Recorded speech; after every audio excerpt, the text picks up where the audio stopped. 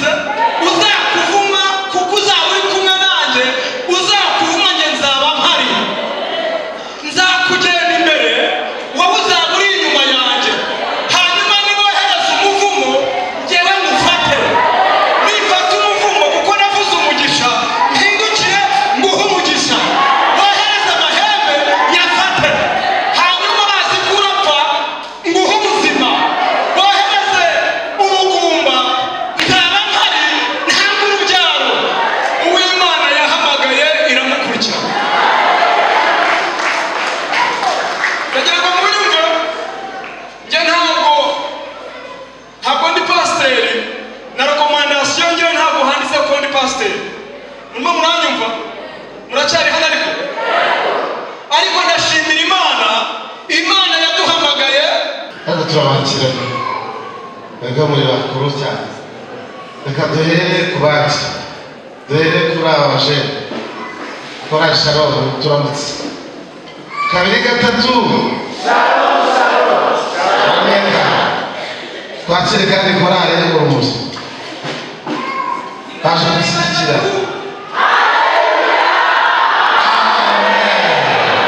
hanyuma dufite abantu b'Imana badiyakoni abagize inama mpuzabikorwa bari hano mugeshura aho muri mwese vuba vuba abo majwi muzamure kabiri gatatu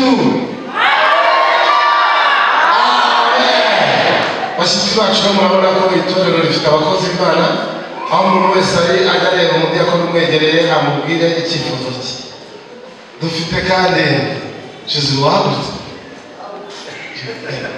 Jesu rwari ku izamu hariya ariko bigenda sika bimeze umuyobozi wa gahunda yongera baramutse haleluya amen urakoze cyane hanyuma turi kumwe n'umwigisha w'umugoroba mwigisha hari ukuntu yababwiye kare murabyibuka ngaho Jesu haleluya amen arimo neza uyu mushyitsi dufite wazanye na kamera Imana imumugisha unajya kundeba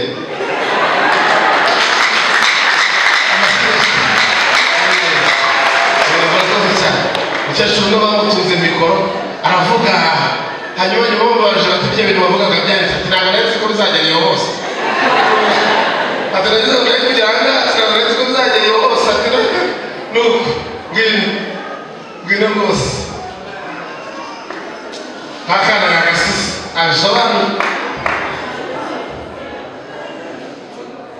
ndabasuje mu izina rya Yesu Kristo duhereze Imana icyubahiro mu izina rya Yesu haleluya haleluya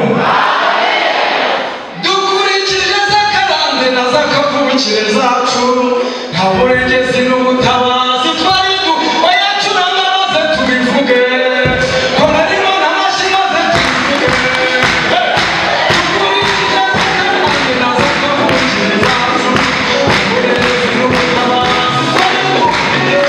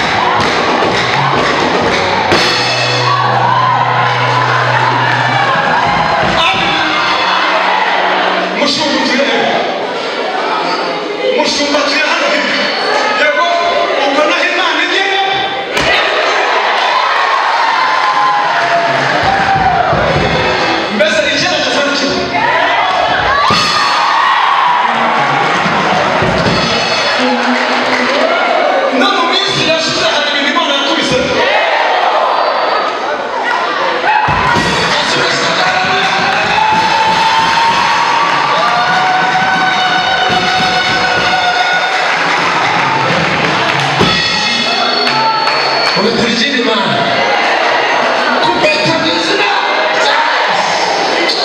Haleluya. Naje Imana nawe muhaguruke tuze. Aba nibo bashyitsi bakuru cyane dufite mu matabashoje.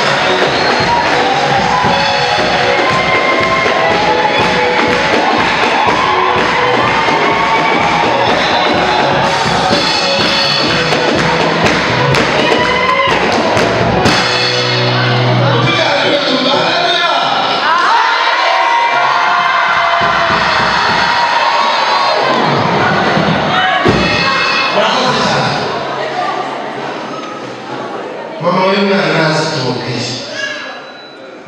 naza tumubwire mama wewe ntabwo ari kumwe banga hanyuma mugeje twakira mugeje zwane kaze mama naza zwane kaze muranda mukanyo abana b'Imana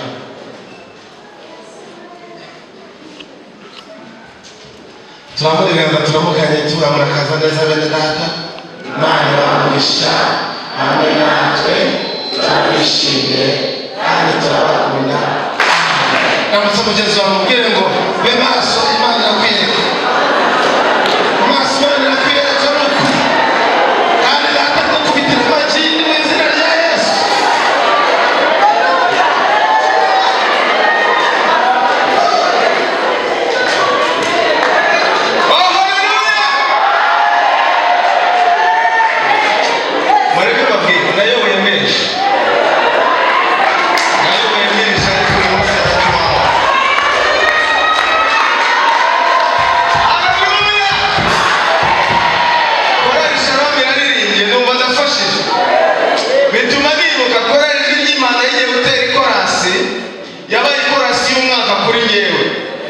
Ibitavuga Imana neza n'ibituze kagabo yagiriye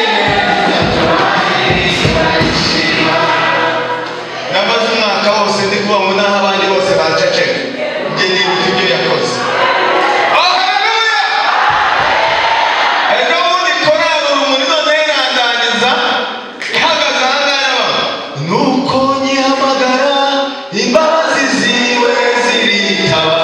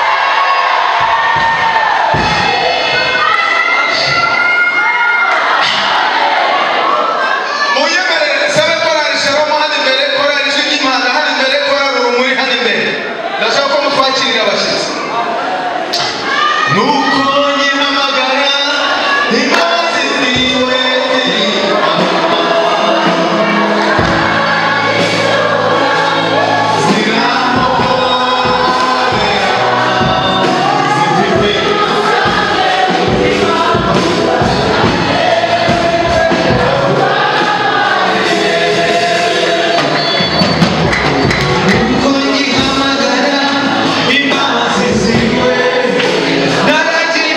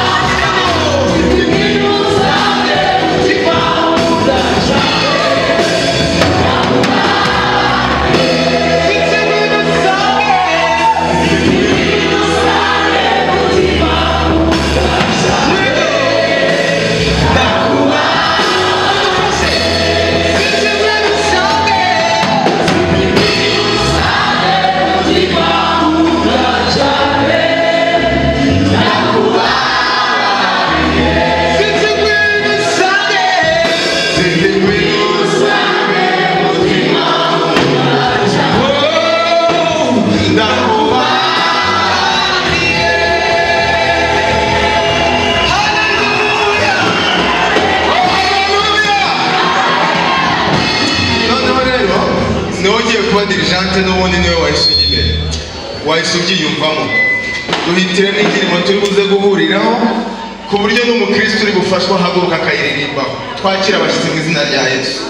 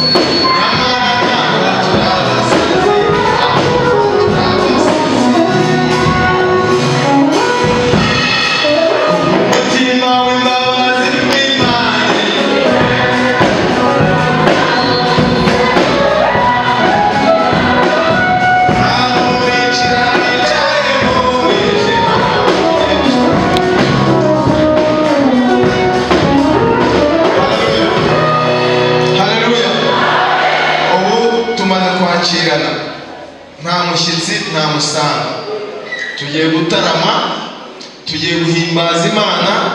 Nongere mbibutse iki? Haleluya. Nongere mbibutse iki? Dawidi nta yindi ntwaro yakoresheje kugira ngo yirukane abadayimoni. Niki? Niki? Ni umuziki. Yafashe umurya w'inanga aracuranga, imyuka mibi irute irahunga. Yafashe umurya w'inanga aracuranga, atasenze, nta kindi yari yanga gucuranga gusa. Imyuka mibi ikibwiriza ikavuga ngo twumvishe umuziki, ikava muri sawa. Nawe urashaka yuko ibikubita? Birashaka kubikubita? Uryoherwe n'umuziki mu izina rya Yesu. Munyemerere tugiye kumva indirimbo z'abaririmbyi. Dutarame, dutarame, dutarame Yesu, urumuri mutarame, ijwi ry'Imana mutarame, Shalom mutarame.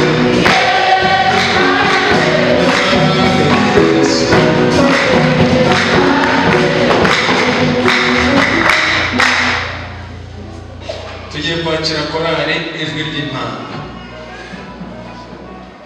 Igiye kuririmba indirimbo eshatu. Nimara kuririmbira Imana indirimbo eshatu, turakira korali urumuri indirimbo ebyiri. Nimara kuririmba indirimbo ebyiri, turakira umuhanzi wacu mu ndirimbo ndi bumubwire.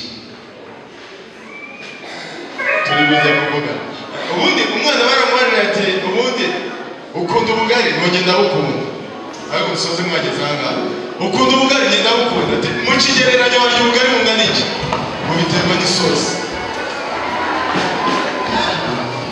Biraza guterwa n'isosi, ariko amavuta ye nayo bwisha. Amavuta garimo, amavuta garimo.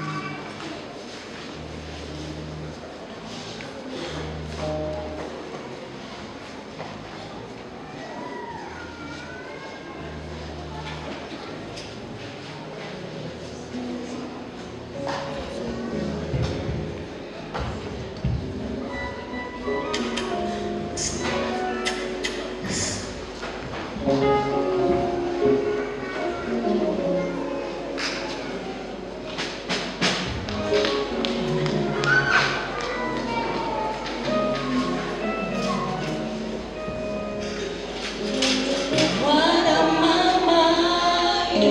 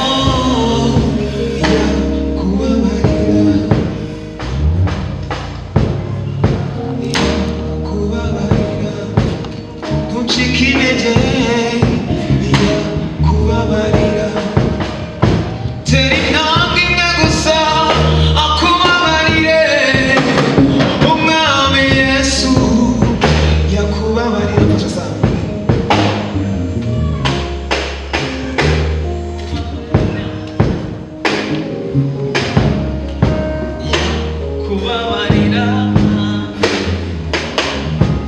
wino yakubabarira n'umunyembabazi nyinshi yakubabarira n'umunyempuhwe nyinshi yakubabarira wino musange yakubabarira yuzuye kugira neza kwinshi yakubabarira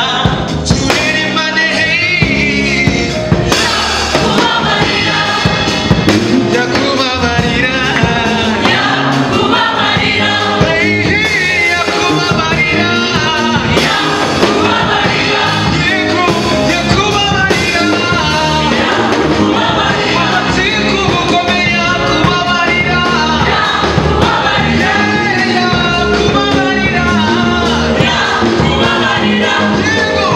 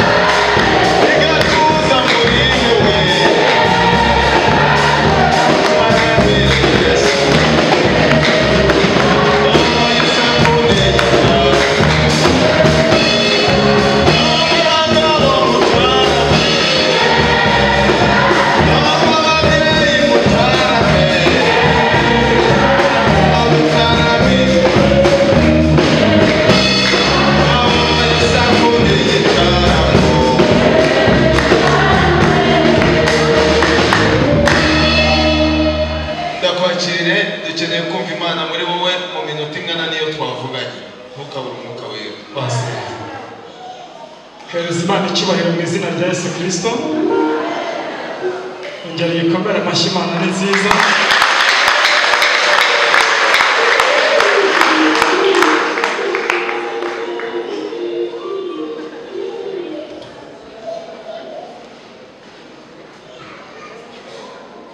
Abari hano ndetse n'abadukurikirana bari ahandi mwese ndabasubije mugubwe neza. Amazina ni Hakizimana Jean Baptiste, bakunda kuvuga ngo ni Jean Baptiste Papa Bolingo. Shimira Imana rero kunyemereye kuba ndi kumwe namwe, Imana ishimwe. Ongera ihereza icyubahiro nanone. Hanyuma ngiye kuririmba indirimbo hano, kandi mfite n'indi hano ngiye kuririmba. Ndagira ngo umuntu uri hafi yawe umubwirire ngo uw'Imana yahamagaye iramukurikirana.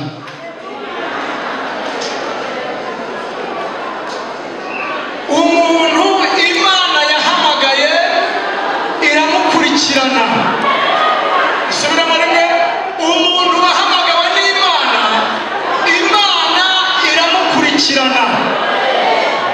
Nasomye ijambo ry'Imana mu gitabo cyiswe Itangiriro, igice cya 12 uhereye ku murongo waho wa mbere. Ijambo ryambwiye ngo Uwiteka Imana ategeka Aburahamu ati, va mu gihugu cy'iwanyu usige umuryango wanyu n'inzu ya so, ujye mu gihugu nzakwereka, nzaguhindura ubwoko bukomeye, nzaguha umugisha, nzogeza izina ryawe, uzaba umugisha, uzakuvuma nzaba mpari. Uranyumvise?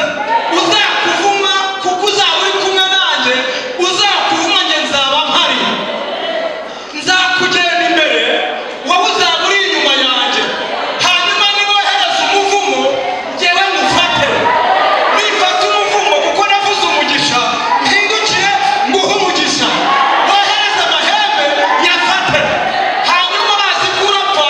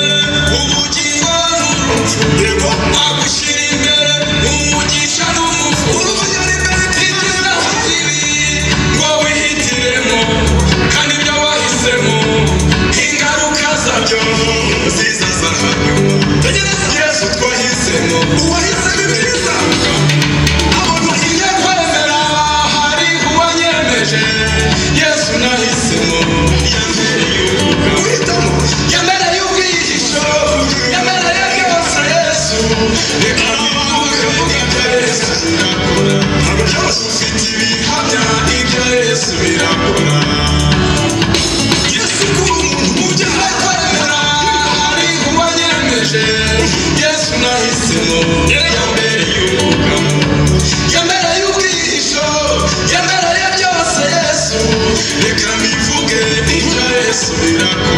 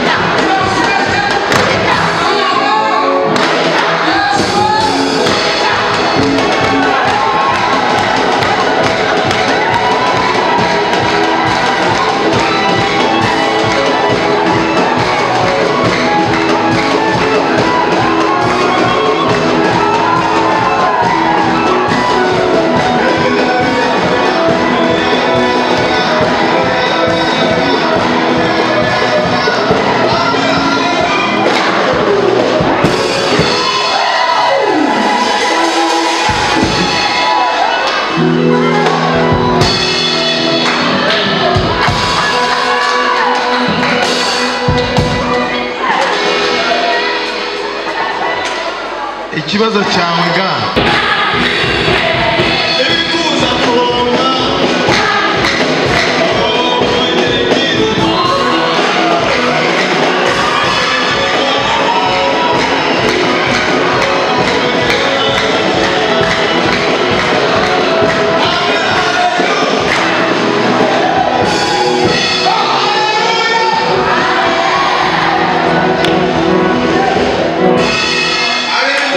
Shimira Yesu wadusohokanye ku hantu habitangurana bose mwese. Dusome ijambo ry'Imana mu izina rya Yesu. Amazina nitwa Rusangiza Jean Dodier Dawidi Kajegerezo hanyuma ndi papa mfite umudamu mfite abana mbarizwa kuri iri torero twakoreyeho iki giterane cyangwa se iyi konseri yo kwamamaza ubwami bw'Imana. Hanyuma ndasaba ababyeyi bagerageza bafate abana babo. Ndashaka kuvuga Yesu, nta kindi kintu kiri kugira ute kiri kuvuga. Ikigaragaza ko umunyakubahwa agiye kuvuga nuko n'abari barwaye inkorora muri stade ihita. Ubwo rero niba Imana nayo igiye kuvuga biravuga ngo haboneke ituze mwumve icyo Imana ivugana namwe mu izina rya Yesu. Ubona umwana ari kurira, gerageze mu bwenge Imana yaguhaye yo kuguhoza. Urwandiko rwa mbere rwa Yohana rwa mbere ibice 5 umurongo waho wa 10 kugeza 12. Urwandiko rwa mbere rwa Yohana ni page 246, page ya 246 mu isezerano rishya. Urwandiko rwa mbere rwa Yohana ibice 5 umurongo wa 10 kugeza 12. Aravuze ngo uwizera umwana w'Imana uko guhamya muri we, naho utizera Imana aba ayise umunyabinyoma, kuko atamenye icyo Imana yamuhamije umwana wayo. Kandi uko guhamya nuko Imana yaduhaye ubugingo buhoraho, kandi ubwo bugingo bubonerwa mu mwana wayo. Ubwo bugingo bubonerwa mu mwana wayo. 12 avuze ko ufite uwo mwana niwe ufite ubwo bugingo, naho udafite umwana w'Imana nta bugingo afite. Mwakira ijambo ry'Imana. Hanyuma tugiye kuganira kuri iri jambo Imana yashimye ko tuganira. Hanyuma iri jambo dusomye rifite insanganyamatsiko ivuga ngo ufite agaciro mu isi no mu ijuru n'ufite uwo mwana. Ufite agaciro mu isi no mu ijuru n'ufite uwo mwana. Ntabwo bavuze umwana, ntabwo turi kuvuga umwana wawe Kevine cyangwa Liliane cyangwa Chantal cyangwa Margarita. Oya, ufite uyu mwana turavuga umwana w'Imana ari we Yesu Kristo. Ufite agaciro rero mu isi no mu ijuru n'uwibitseho uyu mwana. Niba ushaka kugira agaciro, ijuru rikakumenya n'isi ikaguhereza agaciro ikakumenya, ugomba gutunga uyu mwana mu izina rya Yesu. Muvuge ngo amen. Aha. Rero kubera iki Bibiliya itubwiye ngo ufite agaciro mu isi no mu ijuru n'ufite uyu mwana? Hanyuma kandi tumaze kumenya definisiyo, ntabwo ari umwana wabyaye, nta nubwo ari abana dufite, ahubwo ni umwana w'Imana. Hanyuma Imana yo mu ijuru yakoze igikorwa gikomeye kubera urukundo ikunda abo mu isi, irangije iduhereza umwana wayo w'ikinege. Hanyuma Yesu araza, amaze kuza yaraje kuturangira adresse twanyuramo kugira ngo natwe duhinduke abana b'Imana. Bibutse neza yuko Yesu iyo aza mu isi agapfa ariko ntamene amaraso, ntabwo twari guhinduka abana b'Imana, nta nubwo twari kugira agaciro nk'ako dufite uyu munsi wa none. Kubera iki? Agaciro twaga